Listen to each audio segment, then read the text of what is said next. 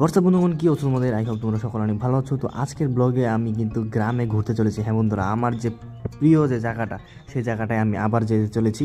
তো যেখানে আমার সঙ্গী হিসেবে আছে সুজয়। তো যাই হোক বন্ধুরা, আমরা কুইক কুইক চলে যাই সেই জায়গায়।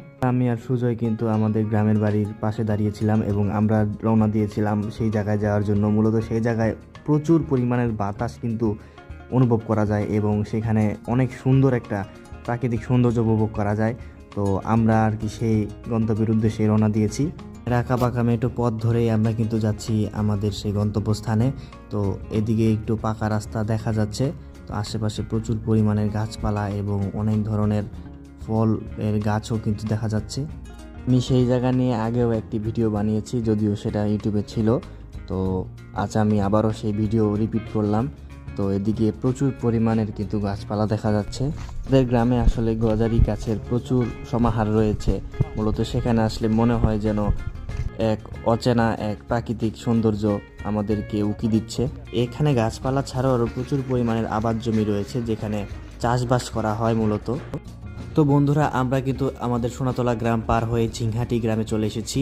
তো এই গ্রামে আসার পর আমরা কিন্তু সেই গন্তব্যস্থানে আরও কুইকলি চলে যেতে পারবো। তা আমাদের গন্তব্যস্থানের খুবই কাছাকাছি চলে এসেছি। তো এখানে আমরা প্রচুর পরিমাণে খামার দেখতে পাচ্ছি। তো এখানে আসলে খামারের চাষবাস আর কি বেশি হয়ে থাকে, এর জন্য আসলে দেখতে খুবই ভালো লাগে। দেখে মনে হতে পারে যেন আমরা কোনো সমুদ্র তীরবর্তী কোনো স্থানে চলে এসেছি, যে পরবর্তীতে দেখা যাচ্ছে যে কোনো সমুদ্র, কিন্তু না, আসলে এখানে আসলে দেখতে এরকমটা লাগলেও আসলে প্রচুর পরিমাণে খামার এখানে রয়েছে। সেখানে মাছ সহ আরও অনেক ধরনের মৎস্য জাতীয় পণ্য মানে প্রাণী আসলে চাষবাস করা হয়।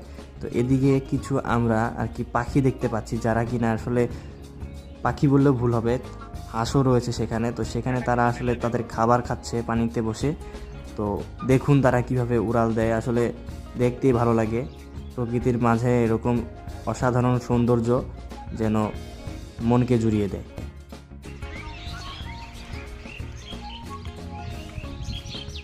এর গন্তব্যস্থান কিন্তু আমরা প্রায় চলে এসেছি। তো এই যে এই পথ ধরেই সামনে এগোলে আমরা কিন্তু একটা বট গাছ দেখতে পাবো। বট গাছের নিচে বসার একটা জায়গা রয়েছে।